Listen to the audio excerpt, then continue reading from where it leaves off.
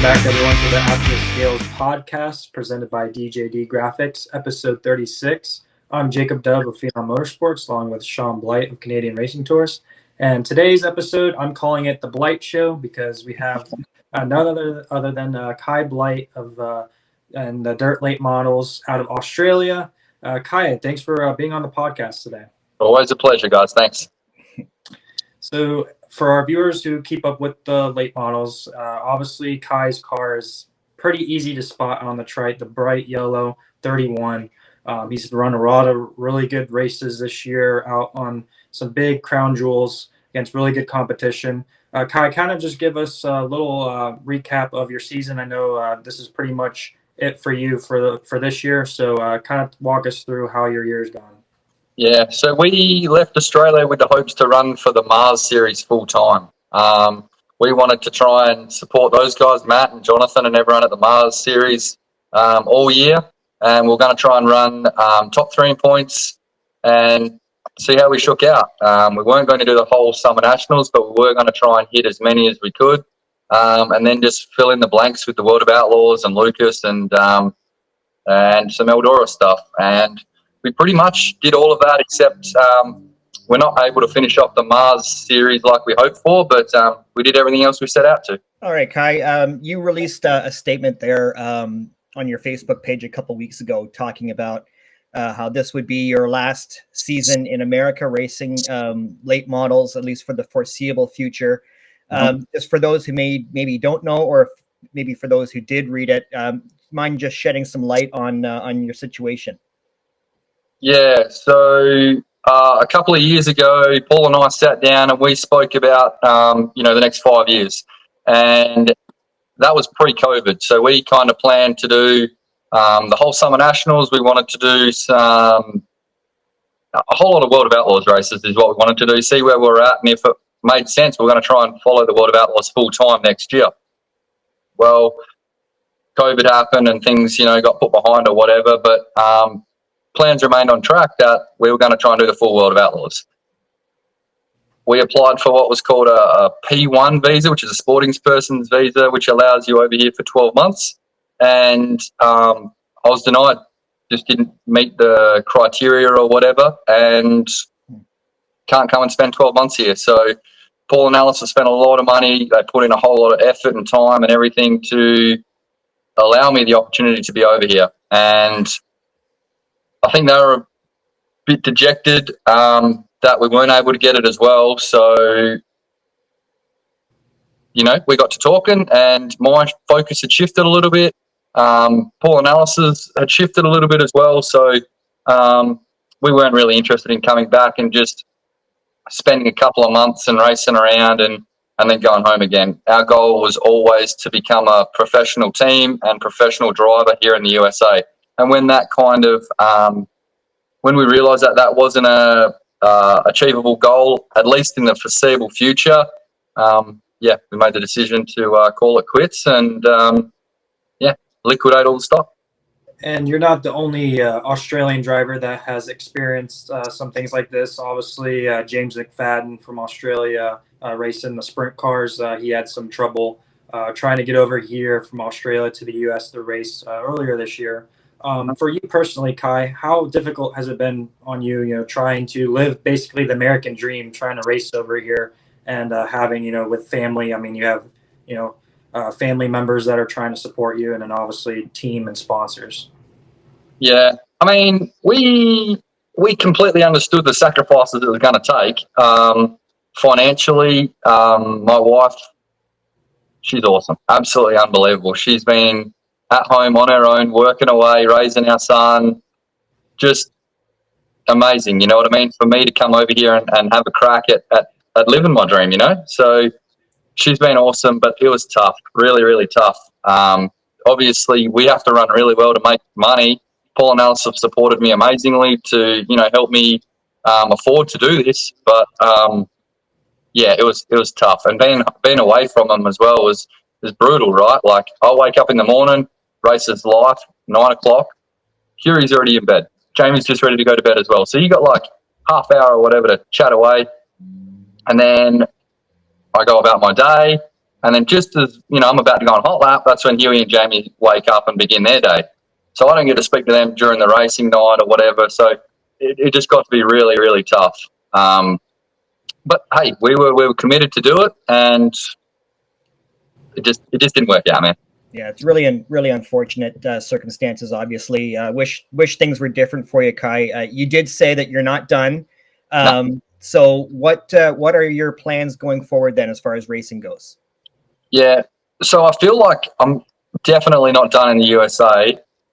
Who knows? A couple of years, go home, get a real job, get some money behind me, and see if we can come back and just do a little bit more, because I feel like I've left a lot on the table this year. But back home, I'm going to do everything I can to put together a late model program, a family-owned late model program back home. Everyone back home has done a great job in raising money and putting on some really big races around the house. So we're going to try and hit as many as we can if we can get a program together.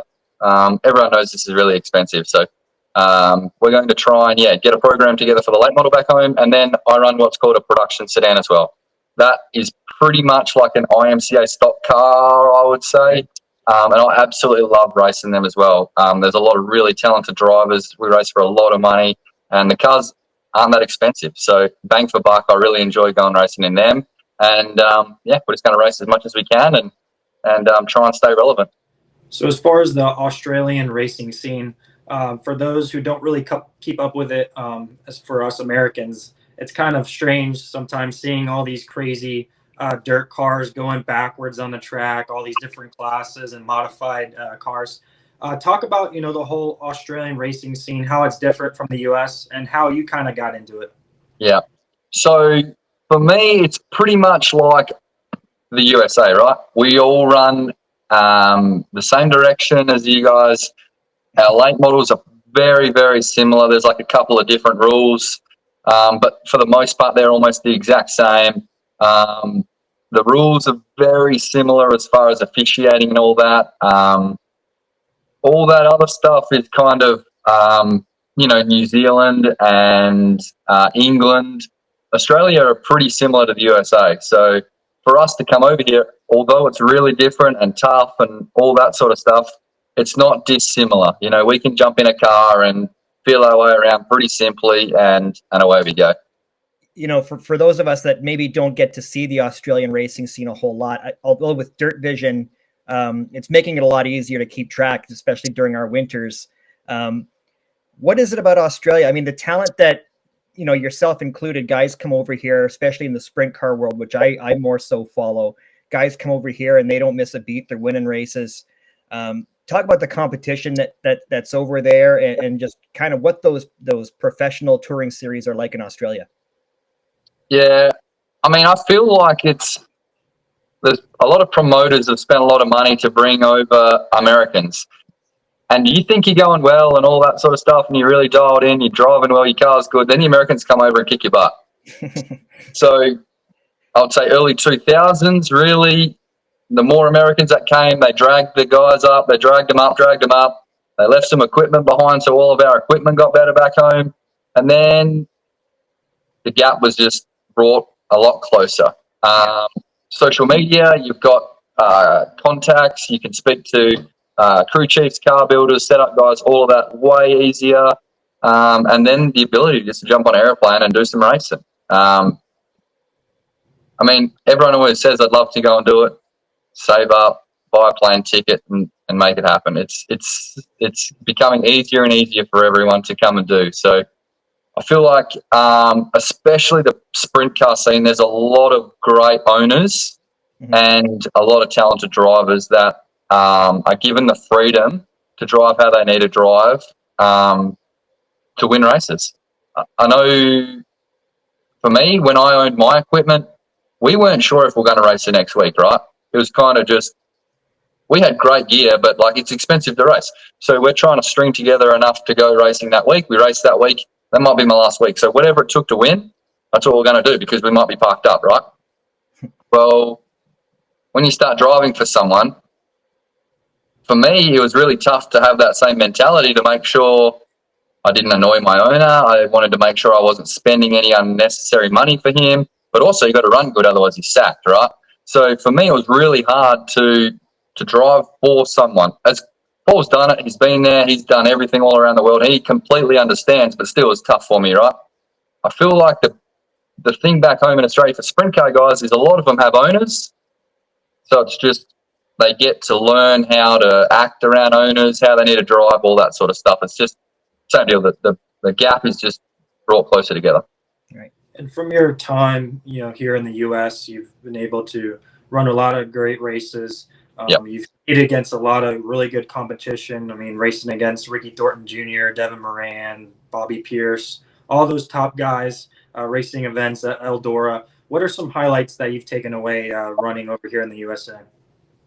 Probably winning my heat race at the World 100. That was absolutely amazing.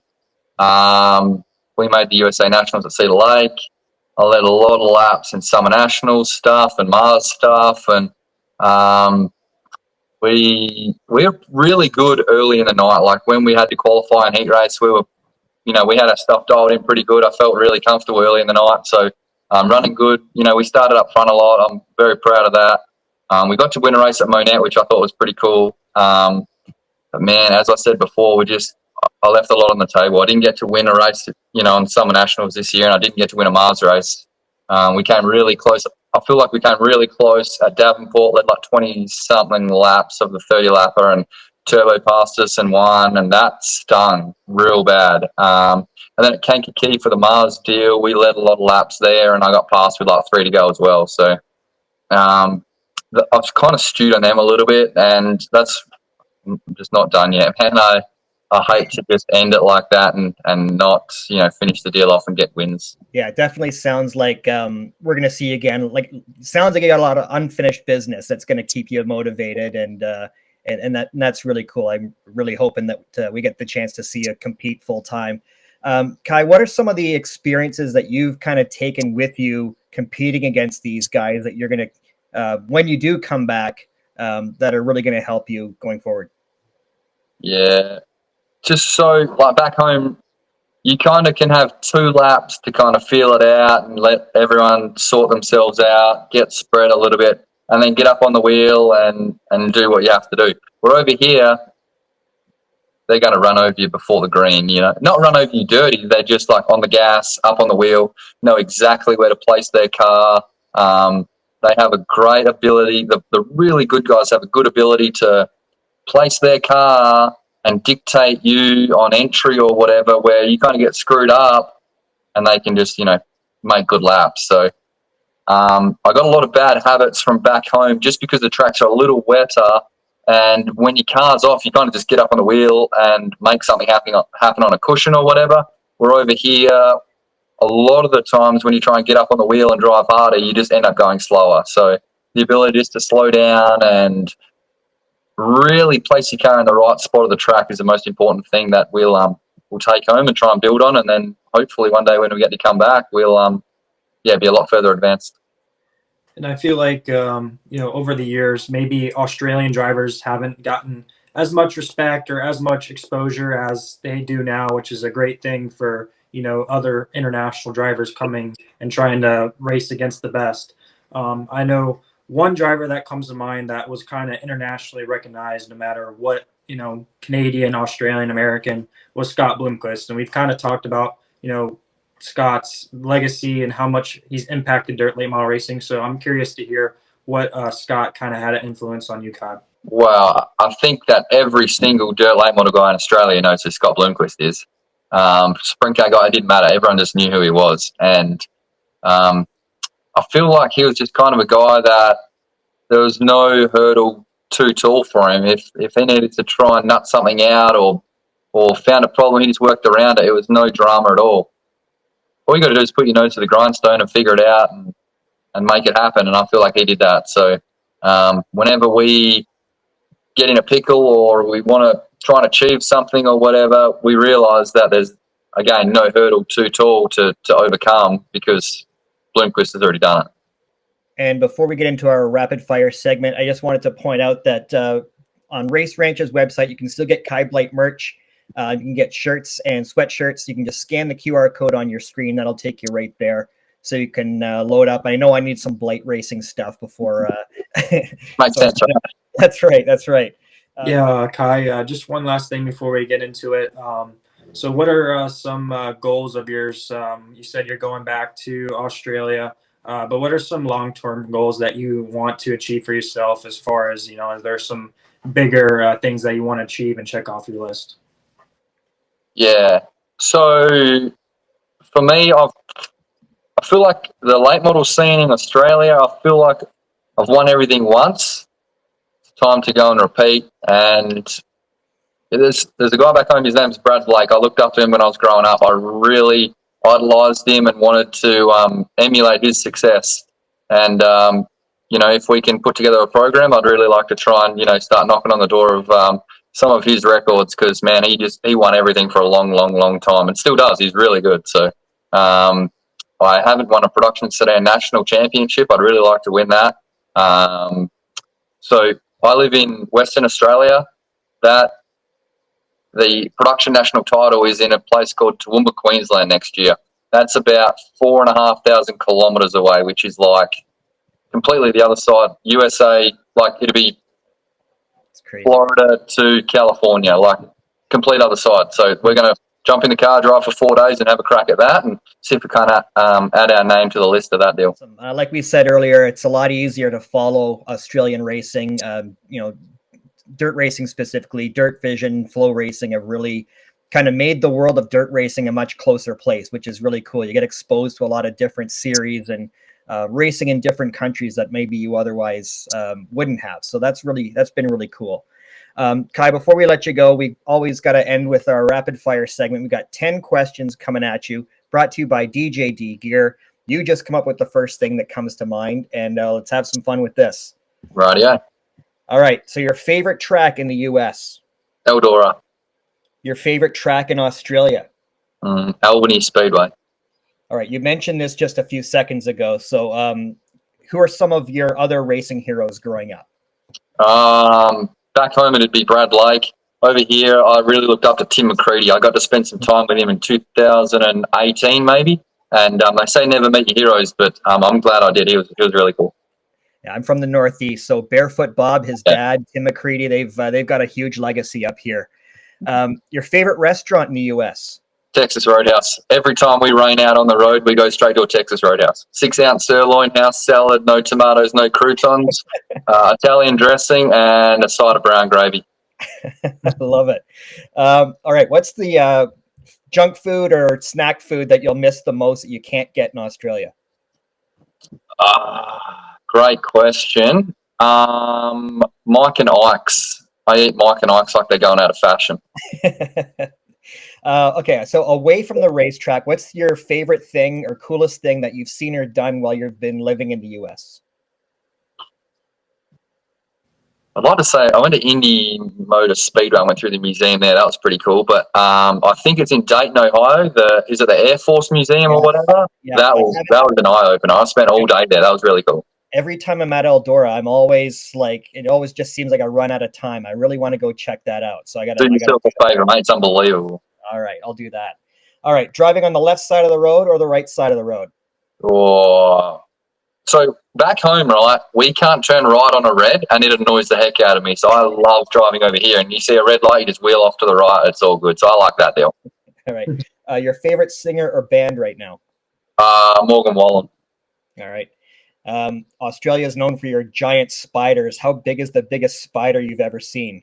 Yeah, I don't like spiders, but I really don't like rodents. I cannot deal with mice or rats or anything like that. So the spiders don't worry me at all. All right. Last one, and this is a blight question. So for those of you who maybe don't know your history, Australia was founded as a penal colony. Yeah. So what did your ancestors do to get sent to Australia, and why did they have to break up our family? Right. All right. So my granddad, he probably got in trouble for arguing with someone and just telling someone to bugger off when he shouldn't have. That's good. We love that.